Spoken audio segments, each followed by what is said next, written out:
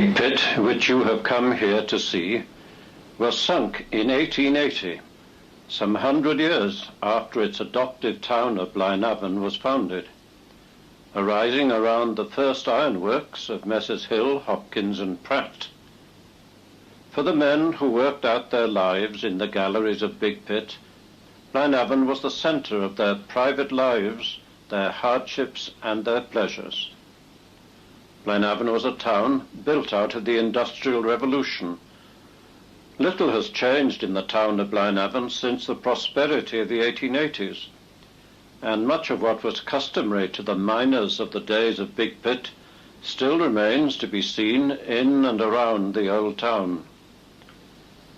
A visit to Big Pit is not complete without savouring the nostalgia of the historic buildings, public places, industrial cottages, inns and eating places of the old workers' town.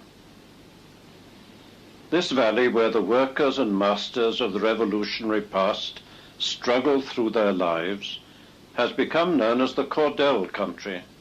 And why? Nearly 30 years ago, an unknown writer wandered in these mountains seeking to bring to life the history of a people lost in time. The book he wrote was to become world famous. It was translated into over 20 languages and has become a classic used in schools and universities. Millions of copies have been sold, and it is still in print. The title of that novel is Rape of the Fair Country, and the name of the author is Alexander Cordell. Coming as a stranger to the little town of Blaenavon, Cordell wrote, "I was terrified at what I saw. It appeared to me that I had stumbled upon a lunar landscape, an upheaval of dirt monuments left by forgotten generations, a people of myths and legends who had picked up their mandrels and shovels and walked off into the sunset with scarcely a word to tell of their passing.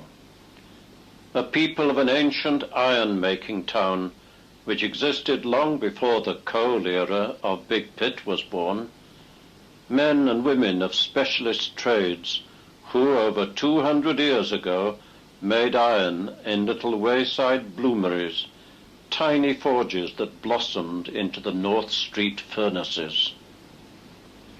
They tell me that you could read a newspaper at night in the crooked little streets of Blaenavon town," says Cordell, "that you could read Charles Dickens in the furnace glare of your bedroom window.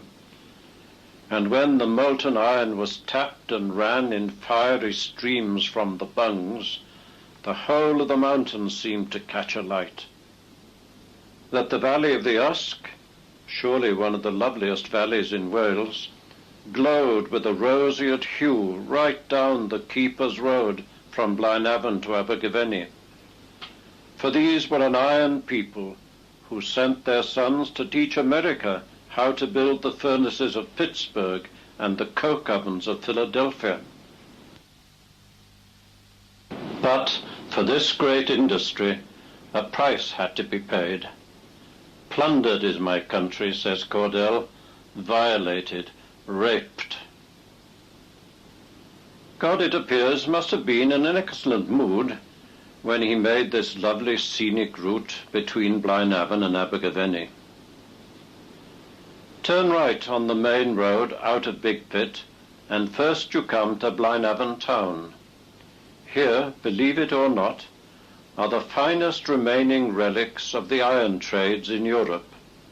Industrial archaeology now being preserved and rehabilitated for future generations.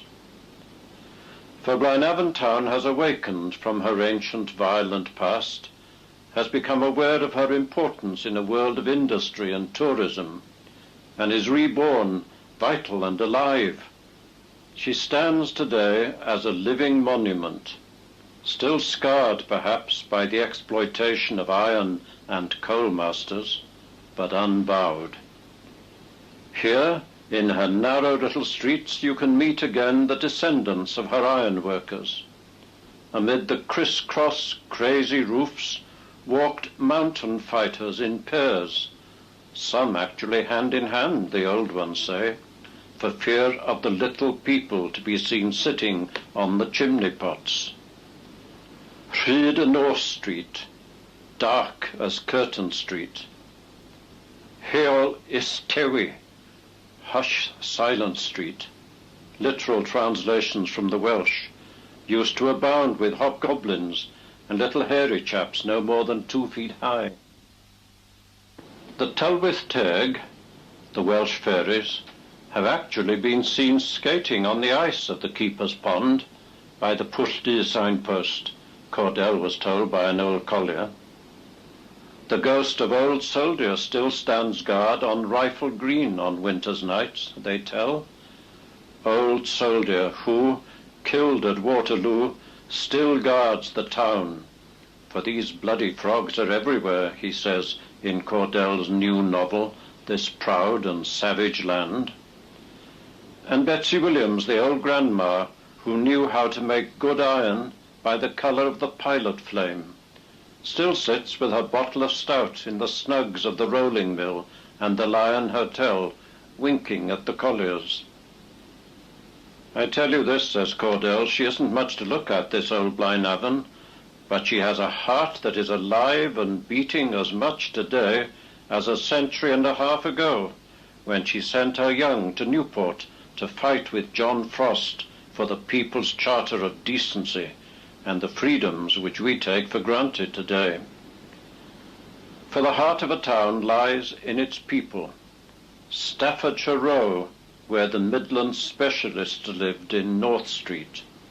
Shepherd Square, where Cordell's immortal Mortimers were born and bred. The Drum and Monkey and the company shop next door. Stack Square, Engine Row, the barracks at the top of North Street, where the 2nd Devon Regiment was stationed to keep order among the riotous Welsh in the times of Blaenavon's hardships. St. Peter's School, where the saintly Sarah Hopkins taught. St. Peter's Church, from which a man was transported to Australia for 7 years for stealing a Bible from its pews. Timawr, the big house, still there, where Samuel Hopkins lived with Sarah, his sister, probably the best and kindest ironmasters in the mountains. These are the magic names. And what happens next when you leave Blaenavon and climb to the crest of the Keeper's Road, along the road that Howell Mortimer took Iestyn, his little son, to his first day at work, aged 8? What then? Leave the welcome of Blaenavon behind you as you drive slowly down to Abergavenny in the valley below. Stop and look, and if the day is fine, you will see a sight never to be forgotten, the golden valley of the Usk. Yes, God must have been in an excellent mood when he made this second Eden.